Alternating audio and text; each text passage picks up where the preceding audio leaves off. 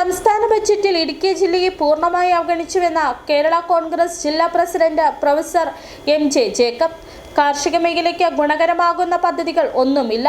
കാലാവധി അവസാനിക്കാറായ സർക്കാരിന്റെ തുരങ്കപാത പ്രഖ്യാപനം തമാശയാണെന്നും അദ്ദേഹം പറഞ്ഞു. ഇടുക്കി ജില്ലയിലെ ജനങ്ങളെ സംബന്ധിച്ചിടത്തോളം ഈ ബഡ്ജറ്റ് യാതൊരു ഗുണവും ചെയ്യുന്നില്ല. ഒരു രാഷ്ട്രീയ പ്രസംഗമായിട്ട് മാത്രമേ ഈ ബഡ്ജറ്റിനെ കണക്കാക്കാൻ പറ്റൂ. കട്ടപ്പനയിൽ നിന്ന് തേനിക്ക് തുരങ്കപാത ഉണ്ടാക്കുന്നതിന് വേണ്ടി 10 കോടി രൂപ പഠനത്തിന് വേണ്ടി മാറ്റിവെച്ചിരിക്കുന്നു എന്ന് പറഞ്ഞു. ഒരു തമാശയായിട്ട് നമുക്കതിനെ കാണാൻ പറ്റുള്ളൂ.